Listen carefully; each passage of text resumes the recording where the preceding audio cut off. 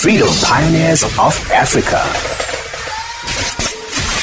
Hujambo msikilizaji wetu, hii ni Radio Fadhila ikikutangazia kutoka Masasi, Tanzania. Tunakuletea kipindi cha Freedom Pioneers of Africa.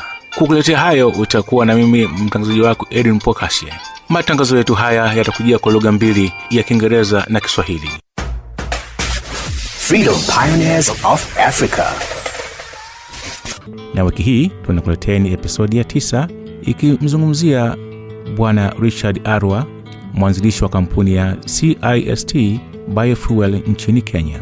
Katika episodi hii yeye anazungumzia jinsi magugu maji yanavyotatiza usafiri katika ziwa Victoria na jinsi yeye alivyoweza kubadilisha mmea huu na kufanya kuwa mmea unaotoa nishati ya kupikia. Kukuletea hayo kutoka hapa Radio Fadhila mjini Masasi mkoani Mtwara, ni mimi mtangazaji wako Edwin Mpokasye. Nikutakie usikizi mwema wa kipindi hiki. Matangazo haya yatawajia kwa lugha mbili, ya Kiswahili na Kiingereza. Freedom Pioneers of Africa. Waleta mabadiliko katika jamii wanakutana na Global Connectors kuona ni kwa jinsi gani tunaweza kuboresha mawazo yetu ya Afrika kuwa fursa kubwa.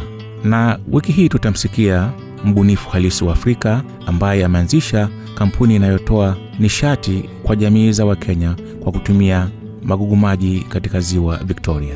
Karibu watu bilioni 2.4 duniani wanapika kwa kutumia kuni sehemu za wazi au stovu inayotumia mafuta ya taa, mbao, kinyesi cha wanyama na takataka za mazao na mkaa. Matokeo yake watu zaidi ya milioni 3.8 kila mwaka wanakufa kabla mapema kutokana na maradhi yanayotokana na hewa chafu ndani ya nyumba iliyochafuliwa inayotokana na upikaji usiofuata mbinu sahihi. Na hasa tukitupia jicho nchini Kenya, upishi kwa kutumia mafuta ya taa unatumika sana, na hasa katika maeneo ya mijini ya watu wenye kipato cha chini.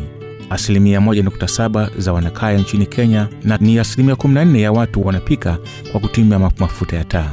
Takriban 27.7% ni kata ziishizo mijini na 3.2% ni maeneo ya vijijini. Magugu maji ambayo yaliingizwa kutoka Amerika Kusini yanachukua eneo kubwa la ziwa Victoria na kuathiri mazingira halisia.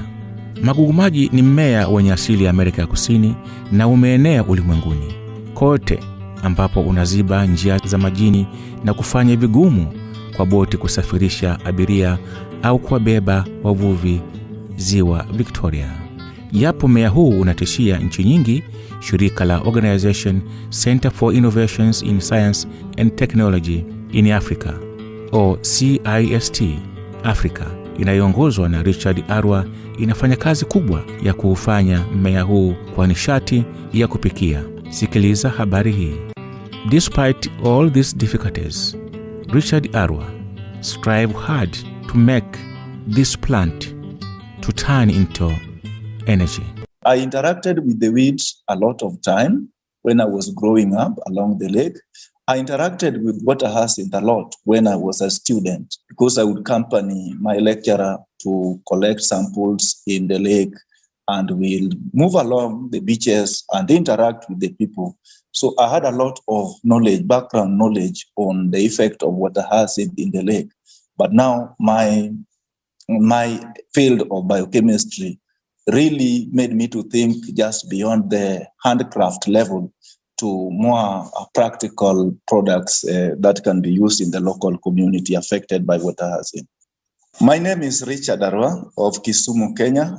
I'm a freedom pioneer of Africa. Freedom Pioneers of Africa. I grew up along the lakeside in the Lake Victoria region. And at some point, I was having some businesses in the lake. I managed to own some boats, fishing boats in the lake. And I could experience the challenges of water hyacinth. I saw it come, and I'm very familiar with the impact of water hyacinth on the lake, particularly on the livelihood of fishermen, because personally I was affected. And I had to drop the business because the catch was growing slowly by slowly, until we could not have any catch anymore. In 2016, I was looking for a job and I didn't get a job. So I wrote the business plan down, and in between, I came about an incubation center called National Environment Trust Fund, where they were calling for innovations in renewable energy. So I quickly thought and pivoted my business plan to use the ethanol as an energy, given my background in chemistry. And I called them, they did the judging, they observed the process of producing ethanol from water hyacinth, and I was recruited into the facility for a 2-year business incubation program. This is the time when I changed now my chemistry into business. So I looked at my project in terms of business. I started now engaging the market and on. So within the 2 years, we developed our first prototype and we field tested our products in the market, and we established our first 100 customers. Then I got some grant from the same incubation center where I bought the first facility, a production machines with 100 liters per day. And that is how we picked it up. When we talk about the clean biofuel, we simply talk about the fuels that are produced from at least substances that were once a living thing. In this particular case, we are making a bioethanol fuel from water hyacinth. Bioethanol is a liquid fuel that is basically an alcohol group, basically ethanol, but now in this case, we derive it from at least a living thing that gives it the name bioethanol fuel. I want to say that most Africans like we have the challenges of raising the capital to start the business, which is very key. Like ethanol production basically is a very expensive business because of the initial cost of the machineries that to go with it. Secondly, I didn't have a lot of knowledge in business because given my background as a chemist, I did not understand the market. I could not understand financial models and projections. And so I say that I didn't have a lot of knowledge in the business aspect. But I want to say that the incubation centers are playing very critical role, not only by providing finances, but they also provide you with at least the knowledge that you need to do to start the business. They help you understand your market, they help you put your financial records in order, and they convert you from an ordinary thinking human being to at least an entrepreneur. Right now, my production capacity is still small at 1,500 liters per day. And we estimate that in the next 5 years, we shall upscale our production to 25,000 liters per day. That will be enough to supply clean cooking energy to 75,000 households every day. To achieve this, I really need a dedicated team with a lot of expertise. So as we move forward, we'll be recruiting suitable personnel who will be motivated enough to perform their duties to deliver this. In doing this, we need money, and we are looking for strategic investors to bring their money so that we can grow the business together. Freedom Pioneers of Africa. Natumaini umeweza kusikia habari za Bwana Richard Arwa ambaye anajitahidi vilivyo kabisa kuhakikisha kwamba tatizo la mmea huu katika Ziwa Victoria linabadilishwa na kuwa nishati ya kupikia. Unaweza kujishindia kiasi cha randi 100 za Afrika Kusini iwapo utashiriki katika mazungumzo haya na wewe kuweza kutoa maoni yako kuhusu mada hii. Na sasa tukutane na Global Connector ambaye anafanya mahojiano na mpenda mabadiliko huyo. Tuambie, unafikiria nini? Unafikiri kuwa Richard atafaulu katika ubunifu huu na kivipi? Tumetayarisha ushauri kwa Richard na mkufunzi wetu Bianca Pretorius. Kocha wetu anampa ushauri wa kina katika teknolojia, kidijiti na ubunifu. Hebu tuone jinsi Bianca atakavyomhamasisha Richard na CIST Biofuel kuelekea mafanikio makubwa. Freedom Pioneers of Africa.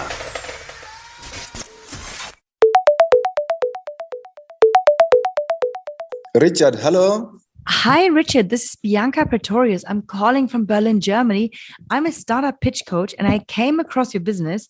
Am I right in understanding that you're creating biofuels by a flower you find in Lake Victoria, hyacinth? And now this is like this beautiful biofuel that is better for the health and better for the environment, and it's even cheaper. Is that what you're doing? Thank you a lot.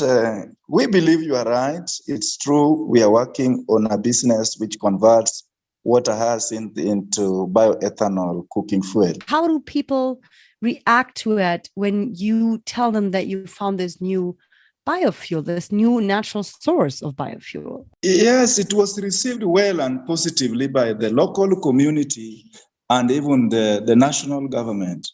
This is because we are aware that access to clean cooking fuels and technologies is a big market and a huge challenge in the local community in Kenya and across Africa. So the reception was so good by the local communities. So you are a teacher that is into chemistry, right? So how did you go from finding the plant, experimenting with it, and then building it to prototype, and then even go to mass production? How was that journey for you? Very exciting and very much motivating. I'm a chemistry teacher, you are right, you put it right. And in Kenya, we work on a project called Science and Engineering Fair. So that is the time when I thought of making use of the stems of water hyacinth to produce ethanol alongside my students. So as we were progressing from one level to another, we would get the comments from the judges. When we come back to school laboratory, we improve on it and we present it into the next level. We moved all the way up to the national level and we were awarded the certificate and came back home. So I threw my business. That was the end of it. I was to look for the next project to present the following year. But within the year, there was a call from the National Environment Trust Fund where they wanted the business ideas to enroll for a competition where they were awarding the winner a US dollars, 10,000 shillings. We said, this is a good opportunity. Let me present what we presented in the science fair. So I applied for it, and indeed we were number one under school category. But they were not giving the cash award. They said, now your project is scalable, and now we want to enroll you into a 2-year incubation center. When you go through it, we'll give you a award now to start the business. I want to say within the 2-year journey, that is now when we changed our project from a science fair to a business-oriented model. Wow, Richard, your business is such a scope for expansion. It's actually amazing. Are you exploring technology transfer partnerships as a way to scale globally? Initially, we were not willing to share, but we say in this world, you can't grow alone. At least the market is huge. The demand for ethanol fuel is needed by 130 million people. Even if I was to construct the biggest company in East Africa, I cannot supply the world market. And therefore we say, no, we can transfer the technology. We come up with at least a partnership where we come up with the technology, we bring in the money, and we build the plant. We train your team on how to use it, you operate it, then we share the profit out of it. So we are very much open to investment. Outside Kenya, we can install this technology anywhere where it is needed, so long as we follow the legal process which is necessary so that our interest is well taken care of. So, Richard, what would you say are some of the lessons that you have learned in your journey as an entrepreneur so far? Starting a business is like handling a baby. You can't trust any caretaker to take care of a very young baby. You would employ a caretaker when the baby at least is crawling, can speak, can ask for food. So that is the same as starting an innovation. At early stage, you are the only one who understands it. You are the only one taking all the risk. You need to look for the money. All the blames are on you. And it's like handling a young baby. And now, for all of you listening to this show and you're thinking, okay, but what is my takeaway? What should I take away from that? Here are the 3 things. So number 1, very few entrepreneurs will build businesses that are outside of their, let's say, areas of core competency. What Richard did, he spotted an opportunity that was within his already existing set of skills. Because remember, Richard was a chemistry teacher, and his current business stemmed out of the work that he was already doing. So that means for you, don't work against yourself by trying out industry foreign to your core skill set. Second takeaway is understand how to tap into networks. Richard had a skill that was great, but that did not mean he knows how to convert the skill into a functioning business. So what he did is he tapped into a network through an incubator, and they're everywhere, and gained these skills from an ecosystem that is already shaping entrepreneurs with big ideas, just like Richard himself. So lastly, one of the great things about Richard is that he has a crystal clear understanding of the total addressable market of his business. All entrepreneurs listening can learn a big lesson here.